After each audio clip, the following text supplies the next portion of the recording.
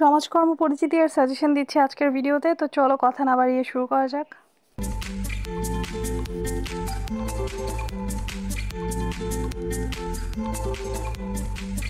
প্রথমে শুরু করছি খ বিভাগ দিয়ে।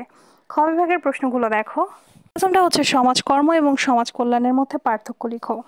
দ্বিতীয়টা হচ্ছে বিভারিজ রিপোর্টের সুপারিশগুলো লিখো। তৃতীয়টা দেখো সামাজিক মূল্যবোধ বলতে কি বোঝো। 4 নাম্বারটা শিল্পায়নের নেতিবাচক দিকগুলো বর্ণনা করো।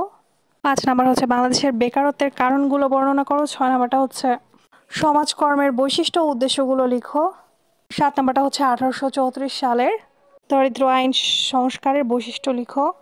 8 সামাজিক নিরাপত্তা বলতে কি বোঝো। 9 পেশা এবং বৃত্তির মধ্যে পার্থক্য। 10 নাম্বার হচ্ছে দান সংগঠন সমিতি কি। 11 নাম্বার হচ্ছে কল্যাণ রাষ্ট্রের কার্যাবলী সম্পর্কে আলোচনা করো। 12 নাম্বারটা হচ্ছে ব্যক্তি সমাজকর্মের নীতিমালা উল্লেখ করো। 13 নাম্বারটা হচ্ছে সমাজকর্ম পদ্ধতির সংজ্ঞা দাও। 14 নাম্বারটা হচ্ছে আলিগড় আন্দোলনের উদ্দেশ্যসমূহ লিখো। 15 সামাজিক সমস্যার বৈশিষ্ট্য। 16 নাম্বার হচ্ছে সমাজকর্ম বলতে কি বোঝায়। 17 নাম্বারটা হচ্ছে বাংলাদেশের জনসংখ্যা স্ফীতির কারণ। 18 প্রবেশন ও প্যারোলের পার্থক্য এবং 19 নাম্বারটা হচ্ছে ফরায়েজি আন্দোলন কি। তো এই ছিল আমাদের খ বিভাগের সাজেশন। এবার আমাদের গ বিভাগের সাজেশন দেওয়া হচ্ছে। 1 নাম্বারটা হচ্ছে সমাজকর্ম বলতে কি বোঝো। সমাজ বিজ্ঞান কি। সমাজকর্মের সাথে সমাজ বিজ্ঞানের সম্পর্ক সম্পর্কে আলোচনা করো। 2 নাম্বারটা হচ্ছে 1961 সালের মুসলিম পরিবারের আইন অধ্যাদেশ বর্ণনা করো। 3 নাম্বারটা হচ্ছে দল সমাজকর্ম বলতে কি বোঝো। দল সমাজকর্মের উপাদানগুলো আলোচনা করো।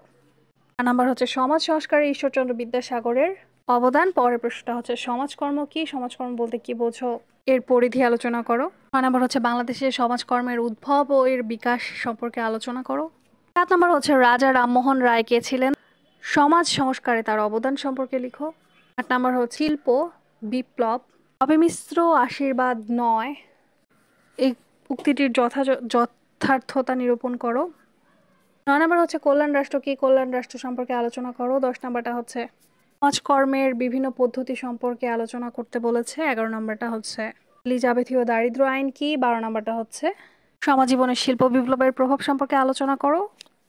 13 হচ্ছে সমাজ কল্যাণে একে ফজলুল হক কে ছিলেন, সমাজ কল্যাণে তার গুরুত্ব বা ভূমিকা অবদান বর্ণনা করো।